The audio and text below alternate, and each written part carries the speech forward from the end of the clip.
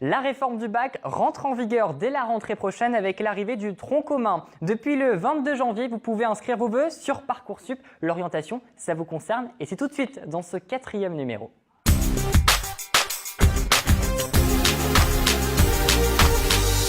Madame, Messieurs, bonsoir. Alors avant de commencer, je me dois au nom de toute la rédaction du JD 3.0 pour vous adresser nos meilleurs vœux pour cette année 2019, qu'elle soit riche en bonheur mais aussi riche au niveau de votre scolarité. Alors rentrons sans plus tarder dans le sujet qui nous intéresse, celui de l'orientation. Et pour en parler avec moi, j'ai le plaisir d'accueillir sur ce plateau Madame Mignani. Bonsoir, vous êtes proviseur adjoint du lycée polyvalent en charge de la filière générale. Vous êtes accompagné de Madame Atimni, vous êtes proviseur adjoint du lycée polyvalent en charge de la voie professionnelle. Alors avec vous deux, on va revenir sur cette réforme du bac qui concerne les secondes qui rentreront en première à la rentrée prochaine. Mais on va revenir également sur ces vœux que doivent formuler les élèves de terminale sur la plateforme Parcoursup. L'orientation est un sujet qui forge une multitude de questions et d'avantages pour ceux qui souhaiteraient arrêter les études après le bac. Alors afin d'éclaircir les appréhensions de chacun, quoi de mieux qu'organiser des forums de métiers tour d'horizon avec Théo Moussaoui. Le jeudi 10 janvier 2019, pendant toute l'après-midi, en salle de conférence, avait lieu le forum des métiers. Les élèves de première et de terminale y ont participé en passant de stand en stand pour en apprendre plus sur les différents métiers qu'il y avait. En parlant de ceci, à ce forum, nous avions les 3 armées, la police, la gendarmerie, la compagnie du devoir, les services civiques et les métiers de la soudure. Ce forum avait un but éducatif, le principal étant de donner plusieurs pistes aux élèves voulant arrêter les études après le bac. Ces élèves ont donc pu poser différentes questions aux personnes présentes ce jour-là, avec pour eux en retour quelques tracts s'ils étaient intéressés par le métier en question. Parcoursup, anciennement APB, est la plateforme nationale de la préinscription en première année de l'enseignement supérieur en France. Pour sa 2e année, même principe, les élèves de terminale doivent enregistrer leur inscription ainsi que leur formulaire de vœux. Ils peuvent le faire depuis le 22 janvier dernier et cela jusqu'au 14 mars prochain. Les terminales sont-ils stressés face à la procédure Parcoursup? Madame Kopp ainsi que Valentine, son service civique, sont allés interroger les premiers concernés. Parcoursup 2018-2019. Depuis le 22 janvier, les élèves de terminale peuvent émettre des vœux sur Parcoursup. Au lycée, Madame Kopp leur présente les différentes phases, les modalités d'inscription et répond à leurs questions et leurs angoisses. Certains élèves nous ont fait part de leur inquiétude. Parcoursup ou pas? J'ai des peurs de ne pas être prise dans mes vœux. En fait, j'ai peur que mes vœux soient refusés. Ouais. Sinon, Est-ce que ça a été dur de s'inscrire sur Parcoursup? non. Ils montraient une vidéo juste avant pour commencer à inscrire, donc j'ai regardé la vidéo et ça a été facile. Rien faire, quoi. Alors, qu'est-ce qui t'inquiète dans Parcoursup? Comment je vais formuler ça maintenant? C'est de pas pouvoir trouver la place qu'on souhaite, quoi. Et puis? Et de se retrouver une année sans rien, quoi. Le baccalauréat a subi en décembre 2018 une réforme mise en place par le gouvernement d'Emmanuel Macron. Alors bien évidemment, cette réforme va engendrer quelques changements et notamment au lycée général avec la suppression des filières L, ES et S qui vont clairement disparaître dès la rentrée 2019 pour laisser apparaître un tronc commun. Et c'est avec vous, Madame Mignani, qu'on va en parler. Vous êtes proviseur adjoint du lycée polyvalent en charge de la section générale. Alors ce tronc commun, comment que ça va se définir? La suppression des filières avec un tronc commun, les élèves vont choisir un peu leur matière, c'est cela? Effectivement, il y a un tronc commun. Il reste bien évidemment pour tous les élèves du français, des sciences, de l'histoire géo, de la philo, des langues, la langue A, la langue B. Mais ils vont pouvoir ajouter des enseignements de spécialité. Et c'est ces enseignements de spécialité qui vont remplacer les filières que vous connaissez. Il y avait, comme vous l'avez dit, S, ES, L. Maintenant, il va y avoir, au lycée Julie Daubier, 8 enseignements de spécialité. Maths, physique-chimie, SVT, langue et culture étrangère, histoire géo et géopolitique, SES et sciences de l'ingénieur. Selon leur projet, les élèves vont en choisir 3. ils auront 4 heures de cours dans chaque enseignement de spécialité. Ils pourront ainsi, tout au long de leur formation au lycée Julie Daubié, définir un projet et acquérir les compétences nécessaires à leur poursuite d'études. En terminale, sur ces 3 enseignements de spécialité, ils n'en choisiront que 2, avec davantage d'heures dans chaque enseignement de spécialité, pour en quelque sorte se spécialiser et prévoir la formation post-bac. Le choix va s'effectuer fin de l'année scolaire, là, en juin prochain, ou ça a déjà commencé? Ça a déjà commencé. Nous avons commencé l'information à destination des élèves de seconde. Ils ont déjà fait des premiers choix que nous avons sondés.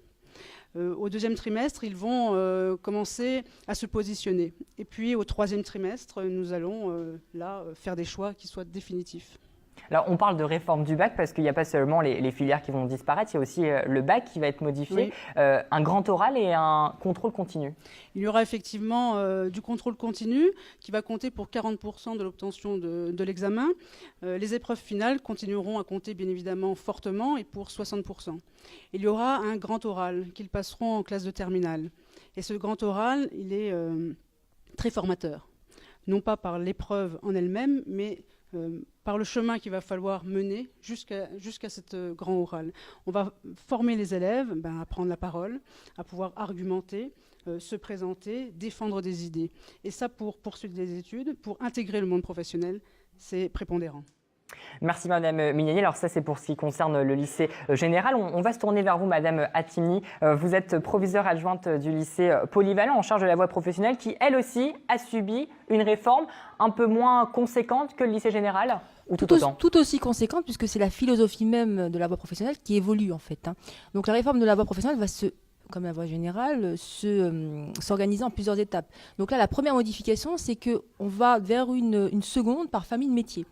C'est-à-dire que l'on déplace aussi le choix de l'orientation de la spécialité de l'élève, de la filière, puisqu'on est encore dans les filières professionnelles, dans l'enseignement professionnel, plus vers la fin de la seconde. Donc les familles de métiers, elles sont en train de se construire en fait. Elles se construisent au niveau des bassins d'emploi et de formation, où on mutualise les moyens au sein d'un bassin et on a différents types de formations. Par exemple, concernant le lycée de Romba, nous allons avoir à la rentrée 2019 une seconde MRC, métier des relations clients, et une seconde GATL, gestion administration, transport et logistique, qui nous concerne. Il y a une 3e famille de métiers qui se construit aussi autour des métiers du bâtiment.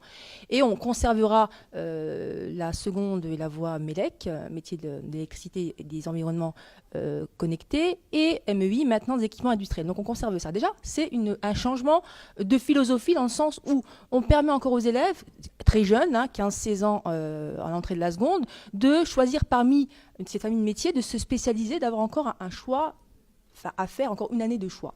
Ensuite, au niveau même des programmes, tous les programmes de l'enseignement général en lycée professionnel vont changer. Donc il y a toute une philosophie avec ce qu'on appelle la co-intervention, c'est-à-dire que des matières d'enseignement général et d'enseignement professionnel vont co-animer, co-enseigner, en tout cas c'est tout à construire à ce niveau-là en lycée pro, pour donner du sens à l'enseignement général en lycée professionnel.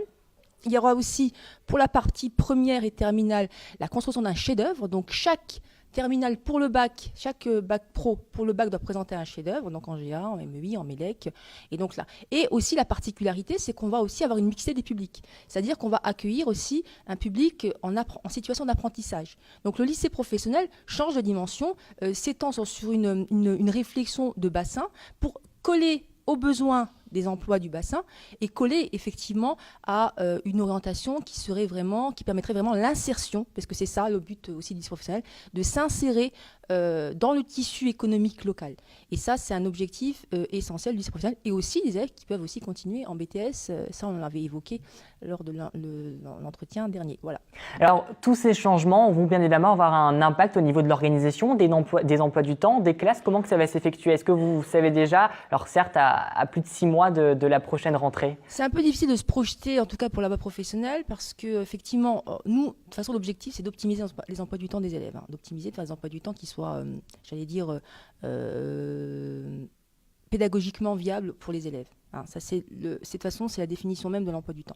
Ensuite, au niveau de la voie professionnelle, on doit organiser des secondes parallèles de métier. Donc il faut que dans les emplois du temps, si effectivement on fait venir, enfin il faut qu'à l'interne, on s'organise de sorte à ce que ce soit viable pédagogiquement. C'est-à-dire que la construction, ça c'est encore, là je m'avancerai un peu trop pour vous dire comment ça va être construit, parce qu'effectivement il faut qu'on ait les moyens des enseignants qui présentent ces spécialités, puisque là on s'élargit quand même dans le champ. Et là on a des spécialités qu'on n'avait pas à Romba. Donc il faut qu'on ait les moyens, il faut qu'on voit à l'interne comment organiser tout ça. Mais ça c'est encore autre chose. Mais au niveau des emplois du temps, l'avantage en tout cas, ce qu'on peut dire très clairement, c'est que les secondes auront moins d'heures. On passe de 34 heures pour la voie générale à 30 heures. Donc ce qui va avoir quand même comme conséquence d'alléger largement l'emploi du temps des élèves qui ne travaillaient déjà plus le mercredi, puisque sur la voie pro, ils travaillaient le mercredi après-midi, et c'est plus le cas. Donc on optimisera, il n'y aura pas forcément d'impact. Le travail des emplois du temps est un travail qui se fait largement en amont, et ça ne doit pas être visible. Cette réforme-là ne doit pas être visible, parce que finalement, c'est le contenu des enseignements qui évolue, pas tant le volume horaire, à part pour la voie pro, avec une diminution du volume horaire. Voilà. Et Madame Mignani, ces emplois du temps, est-ce que ce changement avec le tronc commun va impacter également les emplois du temps ou pas du tout? Si, ça va impacter les emplois du temps. On va avoir dans une même classe des élèves qui auront bien évidemment les enseignements du tronc commun, en commun. Et ensuite, les élèves ne vont pas avoir forcément la même triplette, on peut dire, d'enseignements de spécialité. Donc, entre deux camarades, certains élèves vont, à des moments de la semaine, être alignés et être en groupe avec d'autres élèves d'autres classes pour suivre des enseignements de spécialité. Alors il est certain, on a du mal nous aussi à se projeter, mais il va falloir que l'on soit agile. Il faut qu'on arrive à faire des emplois du temps qui soient quand même corrects pour les élèves, qu'il n'y ait pas trop de trous, nous quand même faisables, et que chacun y trouve son compte. Donc on fera le point l'année prochaine. L'année prochaine, dès la rentrée 2019. Alors, cette édition spéciale de Ça vous concerne est intégralement dédiée à l'orientation. Vous avez très rapidement, si vous pouvez nous parler un peu de l'organisation et des mobilisations que vous avez organisées, notamment avec la semaine de l'orientation, très rapidement, s'il vous plaît. Alors, concernant notamment la voie générale et technologique, nous avons eu 4 soirées. Une soirée consacrée aux licences, une soirée consacrée à la formation PACES, donc les études de santé, une soirée BTS IUT et ce soir, la soirée classe préparatoire aux grandes écoles. Les élèves, selon leur projet professionnel, pouvaient se rendre à ces soirées d'information pour rencontrer les représentants des différentes écoles et ainsi pouvoir faire des choix éclairés sur Parcoursup.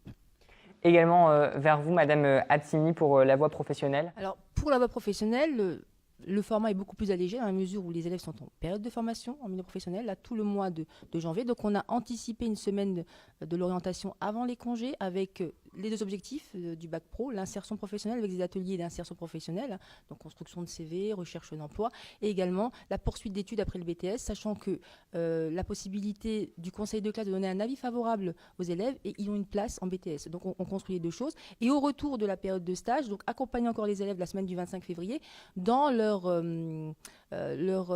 inscription sur Parcoursup. Donc je vais passer dans les classes à ce moment-là pour les accompagner jusqu'au bout dans leur choix de vœux en BTS. Voilà.